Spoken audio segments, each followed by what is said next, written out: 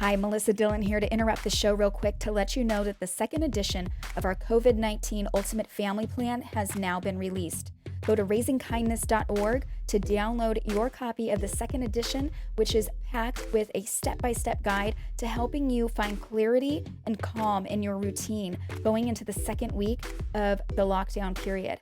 Also, a huge list of resources to help you through gaining that clarity and calm that you're seeking, and also homeschooling your children, managing work, all that stuff. So please go to raisingkindness.org and download your copy of the second edition today.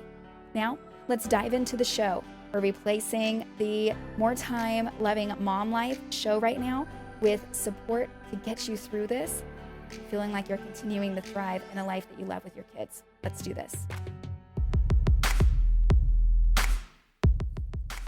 Okay, welcome to the show. My heart is so deeply with you and your family, and I'm hoping that this episode, which is going to be a heavy one, it's probably going to end up being one of the longest episodes I've ever put out there. It has been the most popular, and what you're listening to right now is actually a re-recording.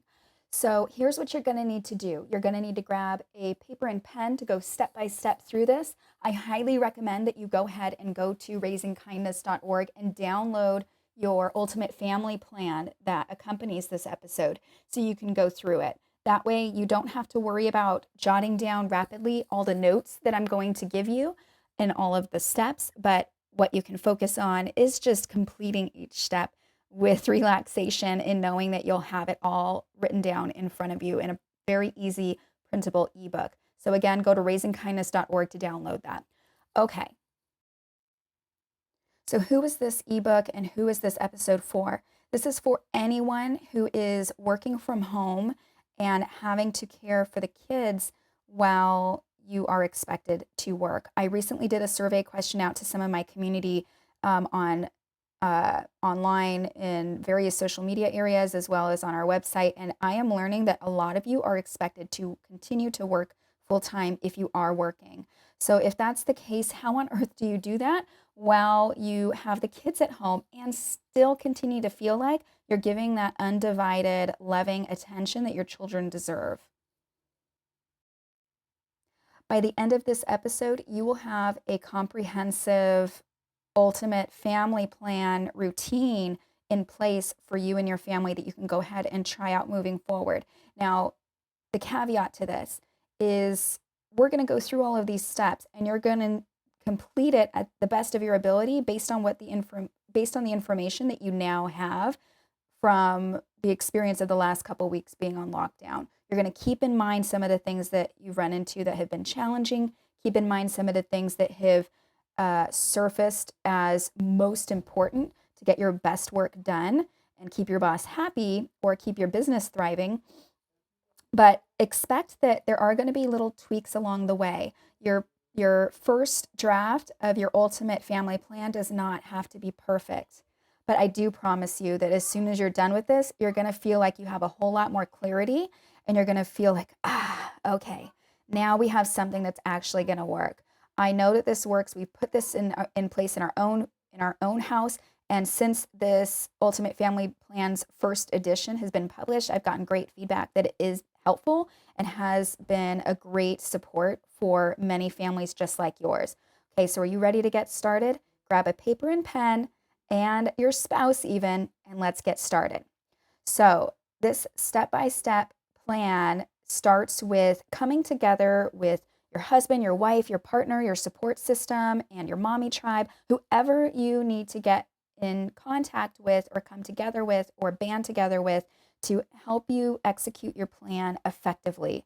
So I know that could also include babysitters or childcare. I hope to goodness that you've been able to get some good support, but I also have heard that many people do not, and this plan, no matter what, is going to support you. So you're just keep in mind all those people that are going to be a part of your plan. Number 2 is review your calendar and remove everything that's irrelevant. This is so important. Remove everything that's irrelevant right now in your calendar if you haven't done that yet. I know that some of us have been overwhelmed, so it's very easy to skip this step and just kind of glaze over, some of the things that are in your calendar still that you already know that you're not going to do. just get rid of it so that you can free up your mind to stop having to reassess, because every time that it's in front of you, your brain's going to reassess if it's important or not. Get rid of everything that's unimportant. Now, number 3, I'm actually going through this ultimate plan page by page, so I encourage you to do the same. Just print it out real quick. Take a pause, go to raisingkindness.org and download it so you can follow along with me. So number 3, this is when the action happens and that paper and pen are going to come in handy. Brain dump all the ideas of what you may need to get done around the house, for work, and for your family. So while you're doing this, I want you to just dump everything without judgment, without thinking. But when you're done with it, spend about 15 to 20 minutes doing this step. And then when you're done, don't be afraid of anything else that comes to your mind that may come to the surface, especially as you start to analyze. Feel free to just keep dumping things. Personally, for me, the very first brain dump I ever did when I was like really gung-ho about getting productive and getting clarity on what's important to me in my life, it took a few days to really wring out my brain. So even though you may spend 15 to 20 minutes for the purpose of getting through all the steps right now, don't hesitate to go ahead and continue brain dumping and reassessing next week. This time next week, you might want to evaluate. But for the purpose of this episode, brain dump for 15 to 20 minutes. Then you're going to assess, keeping in mind the 80-20 rule. If you've never heard of the 80-20 rule, it states that 80% of the results usually come from 20% of your overall work. So I hope that this liberates you. When I first heard this, it didn't resonate, but I'm going to say that again so it resonates with you, because right now in a time of crisis, this is important. The 80-20 rule states that 80% of the results usually come from 20% of the work. That means if you really have a clear idea about your role at your work and your role at home and your role as a parent, then you can quickly assess what that top 20% is. What is that top 20%? So go through your list and start checking off all the things that feel in your gut that they're the top 20% of what you should be focusing on right now. Because right now you're under stress, you're under pressure to continue to produce while you have your kids at home. You're under the pressure of keeping your kids entertained and feeling like you are feeling like a good parent while you're juggling this. And I know from what I've been experiencing over the last couple of weeks, I go through my bouts of guilt too, that you might be feeling a little bit guilty about how things are feeling right now. So I want to liberate you by telling you to just get rid of the stuff that's at the bottom 20% of your list. What is just not necessary? Get rid of it. Cross it off. Just stop doing it, especially right now, because you need to reserve your energy to preserve your energy to dedicate to that top 20% that's required of you across the board in your life right now. So once you get everything evaluated and all the unnecessary things crossed off, move into supporting your other family members to do the same. So if you and your spouse or your partner or other adult caregivers that are going to be supporting you through this, have them go through their own brain dump as well. Encourage them to do it. You can't control everybody, but you can encourage them to get their own brain dumps done, so that way you guys can open dialogue about, okay, what's your top 20% of stuff? What's mine? And where can we work together? So that way because if you're not aware of what your partner needs to get accomplished, you can't support them. So this way you're opening the dialogue and you're free to start splitting up your time accordingly when you get to that step. Then help your kids get through their own brain dump. Maybe they have their own ideas about things that they want to accomplish. Maybe they want to learn how to ride a bike while we're on break. Maybe they really feel insecure about math and they want to spend more time on their math right now.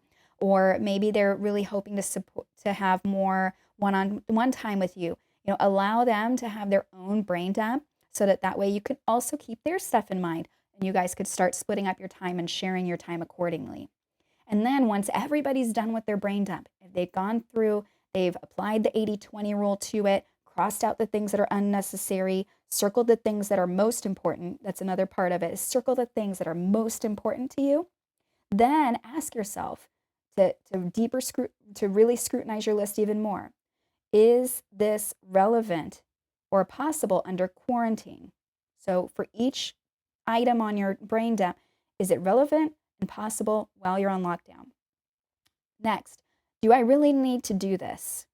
So this is where you would keep in mind that quadrant that's so popular. The is it important? Is it urgent? Do you need? Is it unimportant, or is it not urgent right now? So deeper scrutinization on how urgent is this? Can I go ahead, even though it's important? Can I put it off? Even if it's important, why is it important? Really defining what the importance is for each of your tasks. So you really know your deep why for each thing. Then, going into a deeper thing is, what's the ultimate result here? So that would be going a little bit further with the importance question. What can I go ahead and push back? What can I delegate? So there might be a lot of things that are still important, but maybe you don't need to personally be doing it. Maybe there's someone who can do it who's out of work right now and really could use the hours. So maybe consider sacrificing a little bit of your own income to delegate this to someone who really needs that time, that hourly. You can really be helping your local community by doing that. If you didn't do this task well at home, what would it mean for your work week when you return to the office? So this we've all been there when we've gone on vacation for a whole week, and in the back of our mind, we're kind of stressing about, well, all that stuff is just piling up while I'm gone. And then you get back and you're just stressed out because you have to pile all that work into a single work week, and it's 2 weeks worth of work. I mean, nobody wants to be in that situation. So week by week, I would recommend revisiting this and putting on the back burner the things that you can, but also keeping in mind, as we get closer and closer to being released from lockdown and we get to return to work on a regular schedule, keep in mind those things that may come very urgent once you return to the office and that you don't want to be bogged down with. Then also, do any of your family members need support from you? Do any of your family members need support from each other? So some examples for this would be homework time, help learning how to ride a bike, the honey-do list, all those things. Okay, so this way you guys can all list and connect on those things where you can support each other. There might even be some things where maybe an older sibling can help the younger sibling with homework. A lot of ways that you can elicit true family bonding during this period of time is coming together to help each other, coming together to contribute to the family chores. That's a big one. And I'll be including a family chore list in this guide very, very soon. So you'll want to make sure that you're subscribed so that you get the updates on it too. So let's see. Moving on past those questions. So once you answer all of those questions for yourselves and for each other, you then want to evaluate how much time each of the items on your to-do list or on your brain dump, how much time are you going to be spending on each one? Now, I know that some of us, there are a couple different schools of thought on this. Mine is really tight, and you might be interested in this. So there's one school of thought where you should evaluate the time and say you think it's going to take, I'm going to use answering customer emails or business emails, and it takes an hour, let's say a day, to do that. And you think about it and you think, well, if I think it's going to take an hour, maybe I should add a little bit more time to that just in case for a buffer. So I say it's going to take an hour and 15 minutes. So that's one strategy you can do. But when you have the kids at home, the main goal here is to get the same amount of work done in as little time as possible. Because work will expand to fill time if you give it to it. That's Parkinson's law. So this is another thing to keep in mind. Parkinson's law, if you've never heard of it before, is Parkinson came up with this. The definition of Parkinson's law is work will expand to fill the time that you allot for it. So what if you tightened up your timeline? What if you gave it less time? What if you thought it was going to take 1 hour for you to complete the average or get through the average number of emails that you're getting in a day, and you said, I'm only going to give it 45 minutes. How much faster do you think you're going to work? how much more concise do you think that you would be on those emails? So, personally, my average response time is 3 minutes on each email because some of them are real quick and I could do a cut and paste of a template, or some of them require research and they may take upwards of 10 minutes. Everyone's different, but if you can keep it to where your email response time is less than 3 minutes or less, then you're getting somewhere. And the way to get to that is to put in the work in advance on as often as every time. If you haven't done this yet, now would be a great time while we're on lockdown, is just spend a day slowing down a little bit. So it will take you longer initially. Slow down a little bit and notice the emails that are repetitive, where you have the same exact answers for every single person. So use your email service. Most email services have templates or snippets that you can create, or keyboard shortcuts that you can create. Take the moment to train yourself on how to create those. And then as quickly as you can, as you find yourself repeating yourself, or you think that you're on an email that you'll be sending to someone else shortly, go ahead and create that snippet, that shortcut. And in that way, your response time will be a whole lot faster because you're not typing it up every single time. You've got your template.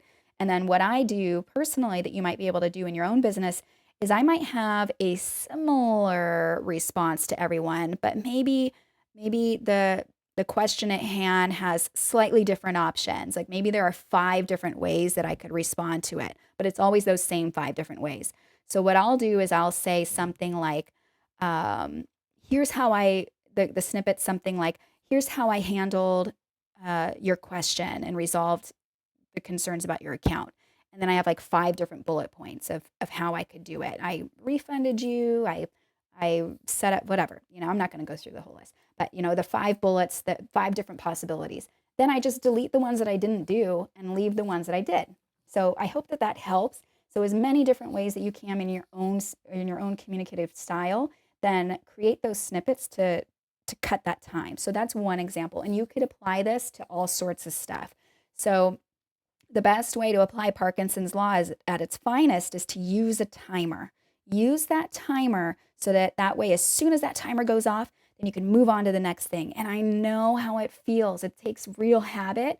And I'm still working on this. I go in and out of efficiency with this, but that timer goes off, you shut down that task and you get out of it within 2 minutes and then move on to the next thing, set the timer again. So I know that feeling is kind of stressful but I was almost done, or if I could just have 10 more minutes. That's when you fall into the trap of letting things steal your time. Don't let your tasks steal your time. Keep things concise.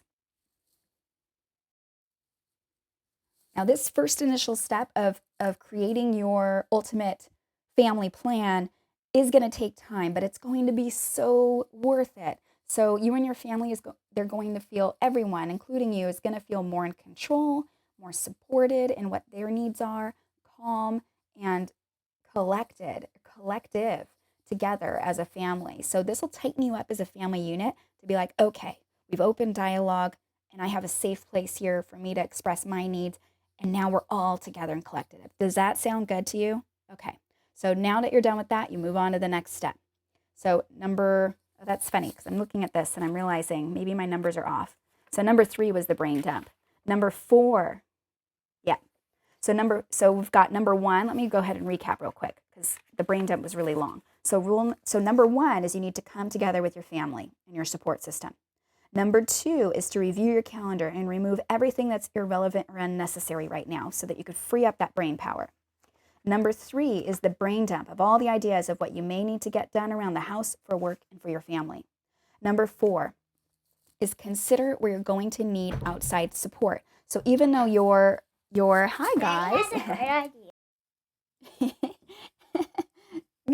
Interruptions from the family at its finest. So it's so cute. Really quick, my son had to storm in here to show me the juice that he made of all the juices that are in our fridge. So funny. So anyway, all right. So number 4 is consider where you're going to need outside support. So I know that we talked about bringing in your team, your internal team to come together and build their plans out with you. But this is about bringing in outside support that may not necessarily have had to be involved in the brain dumping plan. This would be those people like calling on your mommy tribe. So we're on week 2 at the time of this recording of quarantine. So that means we're almost approaching 14 days. If you and some of your friends have legitimately been keeping yourself confined to just your family, that means you're approaching the finish line of being completely confined. What if you could find a couple other ladies or a couple of their dads, whether you're a single mom, single dad, you're married mom, married dad, whatever, then this might be really helpful for you to get some socialization in. I know I've been really craving hugs from friends, and I really miss my friends. So if you're like in the same boat and you're just really looking forward to banding together with some other people who also want to be productive while enjoying their kids as well, maybe consider pulling together a working tribe so that you guys can come together, get your work done, and take turns keeping the kids entertained and enjoying that time with your families. So this is my dreamy idea of what that could look like for you. Is say at 9 o'clock, you guys get in your cars and get to drive over to your friend's house. So pick a friend's house who is the most suitable for multiple kids. I recommend keeping this as a very small group because you guys are going to commit to continuing to keep yourselves on lockdown and just confining to each other so you can keep yourselves healthy and well and keeping this going, okay? So I do not want to encourage anyone to go outside of our restrictions here and socialize and getting together with people that you shouldn't be because we don't want to get sick. But as long as you guys make that pact to stay limited, maybe do 2 or 3 other people at most. So you have a few kids that could come together and play while you are working. So 9:30, you guys are showing up and you guys get to enjoy your social time, have 30 minutes of social time, get acclimated together, catch up on stuff, let the kids play, get acclimated. Everyone brings their own toys and games to share and their own ideas and maybe even their own curriculum to share. And then you guys come up with a plan to take turns in working. So maybe 90-minute shifts where one mommy stays with the kids while the rest of you start getting to work. I think 90 minutes is a suitable time to really get into a groove with one part of your one project or a couple items you can knock off your list and then switch. Then you guys go into another shift and that mommy comes in and she starts working and maybe you get to do the next shift. And you guys can each have your own style. Everyone is different as far as their strengths on what they could bring to the table. So keeping it open, keeping things light, and I mean maybe some of you or maybe one or two of your moms in this tribe may not necessarily be the great fit for creating games and curriculum and all that fun stuff, but they can at least be the adult set of eyes on the kids while they have free play. So that's just a thought of something that you can keep in mind. Also, hiring a babysitter and sharing a babysitter, that might even be an option for you guys too. I do plan on putting out an episode all about having a mommy tribe and coming together, especially as we go into week 3 of this quarantine period. Then I think that will be really helpful for you because it'll be a step-by-step how to execute something like this. Okay, and I know that there are currently a lot of teachers that are out of work right now due to the community shutdown. So if you're looking for babysitters, another thing you can do is call around to your child's school and see if there are any teachers that are looking for work. I bet that there are, and you could probably get a pretty decent deal on a babysitter. And then again, you can share that babysitter with another lady or two, so that way you guys are all safely confined and your childcare is affordable while you're on this lockdown period. Okay, number 5. This is a part that I'm hearing has been really interesting, establishing the routine for the kids. I know establishing a routine for kids, especially if they're younger, you know what, scratch that. Any age kids. I know the teenagers they're getting into a groove. A lot of the junior high and high schools are setting up this routine from like the 4-hour work block of dedicated school time, and maybe you need to help them with their schoolwork. But as the kids are younger, they're more and more demanding. The younger the child is, the less time they can keep themselves entertained or feel like they're safe and supported and loved. You just need to put work on pause and spend that time with them. And right now, amusement parks and all the regular go-to entertainment in your community is probably closed for the month. So figuring out the routine can be a little challenging. And I know that some of you have already worked on a routine and maybe it's not working. So let me invite you to some ideas that you can probably implement because every family is different, but I've put some thought into some ideas for you.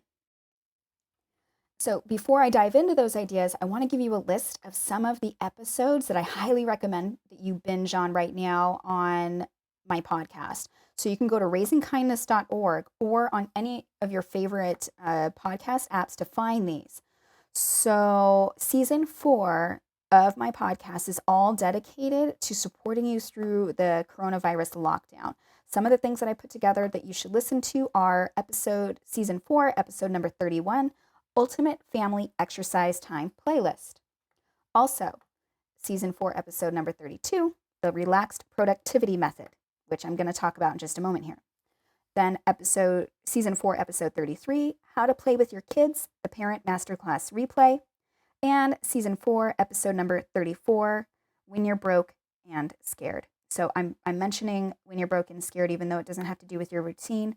I feel very strongly then with that combination, when you're struggling with finances and you're afraid, then a lot of decisions can happen that may not be what you would normally make. So if your work is less than what you would normally work, then I encourage you to listen to this if it's affecting your income, okay? So anyway, let's also there are plenty of episodes that are all the way through seasons 1 through 3 that I encourage you to skim through, because anytime that you're like, what do I do with my routine with the kids when it comes to watching TV? Or what do I do with the kids when we're playing? Or what do I do with the kids when it's one-on-one time for us and I'm kind of feeling overwhelmed or lost? There are tons of episodes in here that I have addressed. So please don't hesitate to binge on the episodes that are of seasons past so that you can really get some clarity on how to fill your time with lots more joy together with your family while also feeling like you're productive and successful the way that you define it. Okay, so let's dive into some ideas on establishing the actual routine and how to divvy up your time. One routine that I've seen in a lot of the social media outlets out there is kind of rigid. So where it's, let's get up at 8:30 and we're going to have breakfast time, and then 9 o'clock is curriculum, and then 9:30 is our walk in the park, and and it goes through these step by step based on the time of day. And I feel like when you set yourself up to have this very strict, rigid schedule, you might start to feel in the back of your mind that you are a little stressed. But everyone is different. So if you don't feel that way, then maybe that routine is great for you to go ahead and say, okay, now that we have all of our ducks in a row with what needs to be accomplished and where all of us imagine sharing our time together, then here's a good schedule that'll work for us, and you outline it, and maybe your kids are really good with that too. But bear in mind, when you have a tight schedule, especially with the littler ones, they aren't as attached to time, and they aren't as attached to immediate um, step-by-step routines as we may be in the way that we see it. So they do like routine. Little ones do enjoy and prefer routine. It's great for their development and for their sense of security and all of that. So that would be an important reason to have a routine. But what if your child just isn't in the mood? What if they're just like, I don't want to do curriculum right now, Mommy. I want to hang out with you and play. Is it okay to do that? Of course it is. My 4-year-old wanted to take a break to give me kisses. Okay, so where was I? So establishing the routine. Okay, so another alternative is, this is based on what I published in I was just talking about it. The Relaxed Productivity Method. So go back to episode 32 to learn about my recommendations for the Relaxed Productivity Method. This is a method that I apply to everything because it is so important to let go of the attachment of the rigidity of doing exactly what we expected to do and just kind of release that expectation, let go, and give in to the needs of our children, especially when they really need us to be available.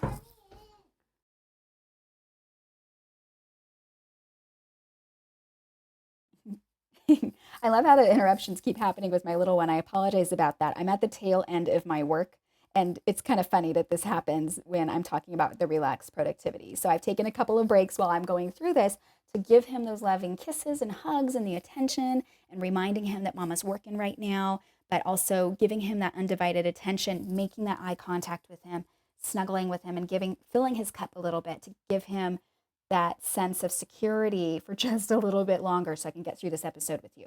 Okay, so with the relaxed productivity method, instead of having a rigid schedule where you set things up based on time, the relaxed productivity method is instead to set things up in blocks. So using a block schedule, what that means is that, remember that time when we were going through the brain dump and I told you to outline how much time you thought things were going to take?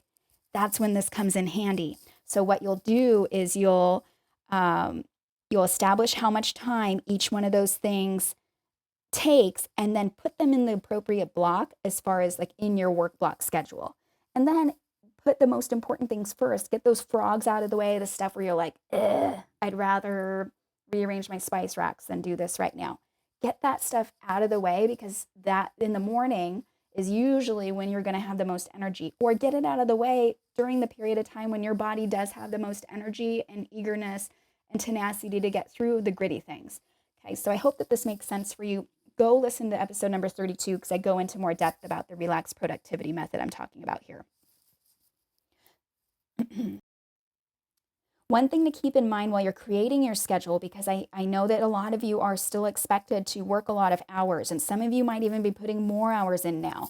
So keep in mind that your children are on break with you. Your children are at home with you, and that most kids won't be able to understand the 8-hour workday. Like that's just not possible. So one thing for your health and sanity is that we're supposed to every 45 minutes or so get up and stretch, get your water, refill your coffee, get a snack, stretch, do those things with your kids. So include your children during those breaks and maybe take a little bit more time during those breaks. And when you take those breaks, completely let go of work for that moment.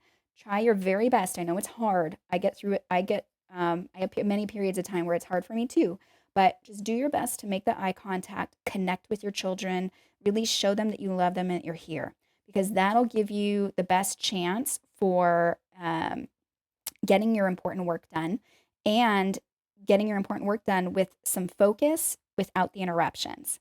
Okay, and as every hour passes, so this is the perfect example that I've been interrupted a few times. I've already been working for about 3 hours, and even though I've taken plenty of breaks with my son and my husband, and over the last 3 hours, my son's starting to get a little antsy. So for the first 3 hours, I was able to get lots of uninterrupted work done, but at this point, he's just ready. He's ready for mama to take a good lunch break.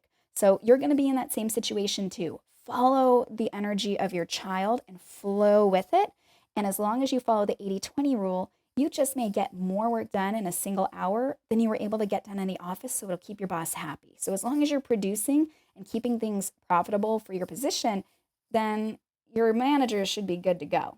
Okay. So I think that's all. So you want to keep in mind, that you want to have that dedicated time. Enjoy this time at home for some good extra family time and connectedness.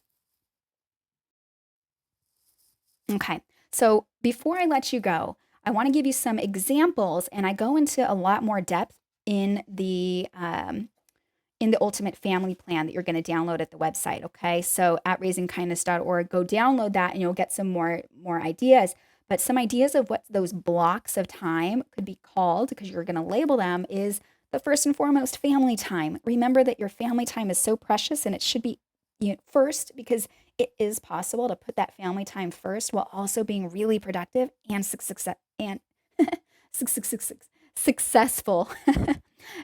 with your job. Okay, so to have those blocks for family time, and then plan the what you're going to do for that family time together. Then another block would be, of course, your work shifts. And another one that is super important, me time. So right now, more than ever, because we're in a time of crisis, stress is heightened, anxiety is heightened, depression might be heightened in your body. Like all these things you have to be aware of. Be aware that right now is just not a period of time where you're at your optimal, that you're going to feel a little more sluggish. Maybe you're feeling a little bit more stressed. maybe you're feeling a little bit more edgy with your family members, taking that me time and having that quiet time to refuel yourself is going to help you have that energy to carry through this and be resilient when the time comes when we're all back to the normal. I'm telling you this from personal experience. I've been through a lot of periods of crisis and trauma in my life, and I can tell you, this is where all of this ultimate family plan is coming from. Is from my personal experience as a business owner, as a mom, now as a grandmother.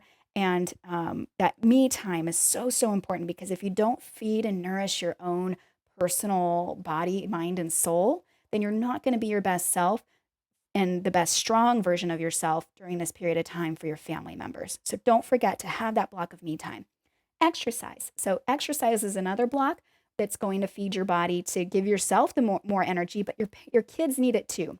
They're used to having 2 playground times or recess times at school. We need to continue to have our children be active or they're going to be bonkers bouncing out the walls if they aren't already. So if your kids are having meltdowns, they're having tantrums, they're acting wacky and throwing stuff and they're just doing weird stuff, it means it's time to go exercise. And you guys can spend that time together doing it. If you go to raisingkindness.tv, I actually have it's called Gym Bus and Friends Workouts at Home. Go to that, and I've loaded 20 videos or more in it. And I'm going to also be including my own videos of things that you can do at home, exercises you can do at home together. It includes yoga and kickboxing and regular like aerobic exercise. And then two ladies that I love because I love dance and I love yoga. So Yoga with Adrienne on YouTube and Coach Kel for barre are the two that I recommend. If you want to feel more elegant, strong, and beautiful in your exercise, I recommend that for you, mommies. And then for the whole family, moms, dads, and kids to boot, go to raisingkindness.tv and go to that playlist of all those exercises I put together for you to help you fill that time. And also mind and soul. Don't forget, if you're a faith based family, lean on your worship, spend time in prayer. Or if you aren't faith based, but you're looking for a place of sanctuary emotionally and internally, spend time in quiet meditation, quiet space where you can clear your mind and actually learn how to train your mind as a daily practice to just not think of anything. Just sit and think of nothing. And you'd be surprised, just 10 minutes a day to start, especially if you're a beginning meditator, you'd be really surprised at how much more energetic and positive you feel just from giving your brain a rest. Think of it as a muscle that's processing tons and tons of thoughts every single second. I've heard the saying that there are more thoughts in the single human brain than there are atoms in the universe. Atoms in the universe, that's crazy. So if you think about it that way, that means your brain needs to calm down and have that sense of peace. So spend 10 minutes a day either in prayer or in meditation to find some sanctuary and peace within yourself to just let go of all the worries and angst you may be feeling right now. Okay. And number 7, finally, after getting your time blocks at bay, I'm actually going to go ahead and give you one more thing is set your intentions for each time block. So we've done the brain dump, you know exactly how much time everything's going to take, you know exactly what your family members need from you. Now, for each time block, if you can just put in exactly the tasks that you're going to accomplish during that period of time, it's going to be so cool because all you have to worry about is when you get to that time block, you're like, what did I say that I was going to do? Oh, yes, that's right.